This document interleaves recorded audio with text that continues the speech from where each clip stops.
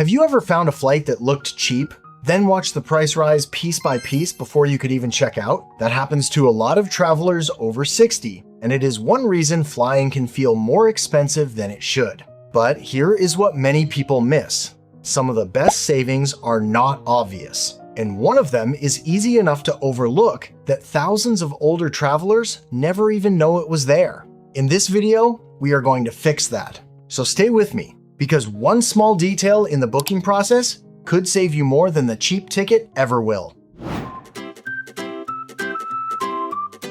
Most people never notice this, but sometimes the cheaper fare is already sitting on the airline's own website. They just search like a regular adult traveler, miss the age-based option, and end up paying more than they needed to. United is the easiest example. When you book on United, there is a 65+ traveler option built into the search, so if a discount applies, that is how you give yourself a chance to see it. Delta works differently. The airline says these discounts are available in certain markets, but some may not appear in the normal booking flow on Delta.com, which is why Delta tells travelers to contact reservations and ask whether that fare applies to the trip.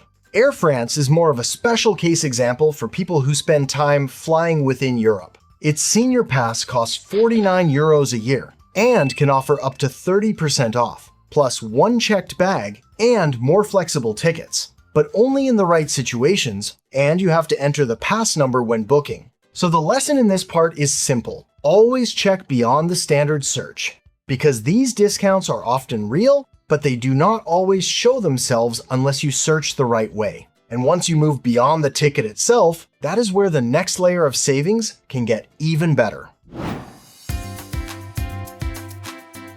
This is where a lot of people save money the wrong way. They obsess over airfare and ignore the total trip cost. A flight is $50 cheaper, so they grab it fast and feel like they beat the system, but then the hotel gets booked separately. The rental car gets booked separately. Maybe one more night gets added. And suddenly that cheap flight was never the cheaper trip at all. That happens all the time when the flight is only one piece of a bigger plan. Maybe you are visiting family for a full week. Maybe you want a hotel near the airport for the first night. Maybe you need a car because nobody is picking you up. Once that starts happening, the airfare is just one number in a much bigger equation. So the better question is not, which ticket is cheapest? It is, which version of this whole trip costs less? Picture it like this. You find a flight for $500 and it feels like a win. Then you add the hotel and car separately, and that adds another $800. Now you are at $1,300. But a package deal might put that same flight, hotel, and car together for $1,100. If there is a small extra perk on top of that, even better. At that point, the cheap airfare was not the best deal. It just looked that way at first. AARP is one easy example of how this can work. Through the AARP Travel Center powered by Expedia, members can book vacation packages, and eligible flight package bookings may also come with a $50 gift card. The bigger point is not the brand, it is the idea. If your trip includes more than just a seat on a plane, package pricing can lower the total in ways a basic airfare search often will not. So before you lock in a ticket just because the flight price looks lower, zoom out and price the whole trip. And this next part matters even if you never find an age-based discount at all. One of the biggest advantages you have here is flexibility.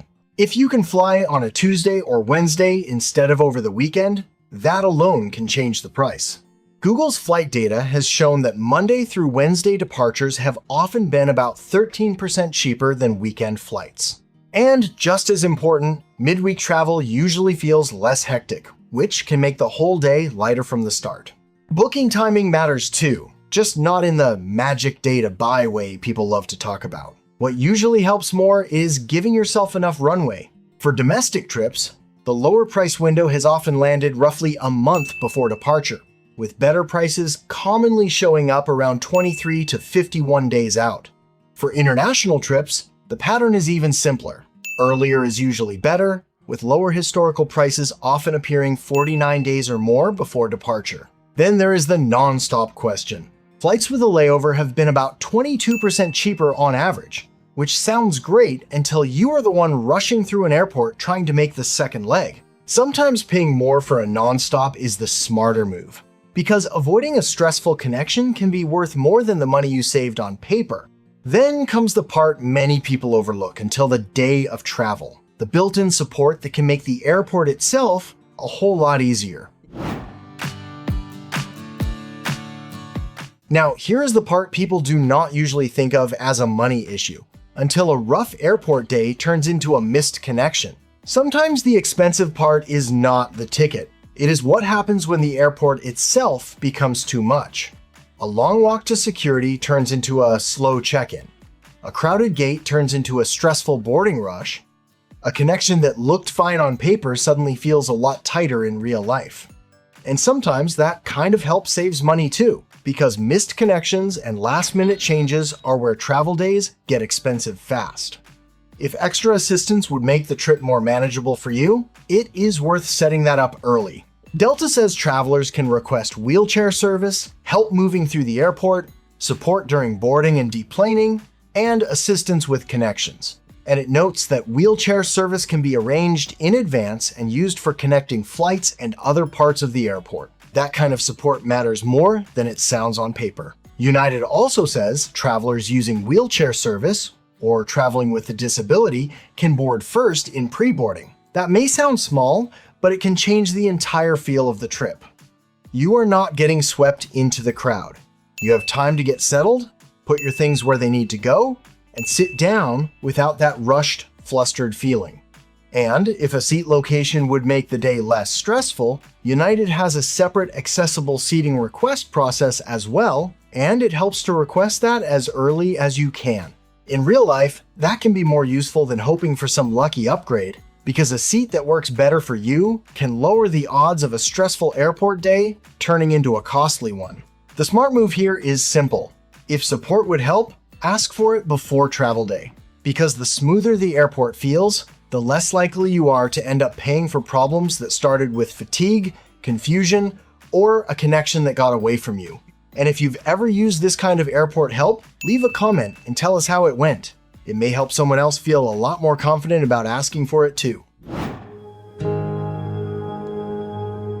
The most expensive part of a cheap ticket often shows up after you buy it. It is that moment when the dates shift, the airline changes something, or you realize you might miss the flight and suddenly start wondering if the whole ticket is about to go to waste. The good news is, this part is not as scary as it sounds once you know what to do. Start with the easiest protection of all. If you book at least 7 days before departure, US. Airlines generally have to give you 24 hours to cancel for a full refund, or hold the fare for 24 hours instead. So if you book something and then realize the dates are wrong, or the plan moved too fast, you may still have a clean exit. After that, the most useful thing you can do is check what kind of fare you actually bought. That matters more than people think. Some of the lowest fares come with very little room to change anything, while other tickets give you more breathing room if the dates shift. So if plans start moving around, do not wait and hope it somehow works itself out. Open the reservation, look at the fare rules, and deal with it while the ticket still has value. The same goes for a missed flight. If you think you might not make it, do not treat that like a lost cause. Treat it like a timing issue. The move is to contact the airline before departure, not after. That one step can make the difference between keeping some value in the ticket and losing it altogether. And if the disruption comes from the airline, that is a different situation. If the airline cancels the flight or makes a major change and you decide not to take the replacement, a refund may still be owed, even on a non-refundable ticket. So non-refundable does not always mean you are out of options. So the rule is simple. If plans change, act early while the ticket still has value. Because the lowest airfare and the smartest booking are not always the same thing. Getting older does not mean travel has to get harder or more expensive. In a lot of ways, it can actually get smarter. And once you know where the real savings are hiding, flying gets a lot easier to handle with confidence. So if you have been putting off a trip, Or you have been staring at flight prices thinking maybe it is not worth the hassle. Hopefully this gives you a better way to look at it. If this was helpful, hit like, subscribe, and tell me this in the comments. When you book a flight now, what matters more to you? The lowest price, the easiest trip, or the most flexible ticket? I would really love to hear where you land on that, because it says a lot about how people are traveling now.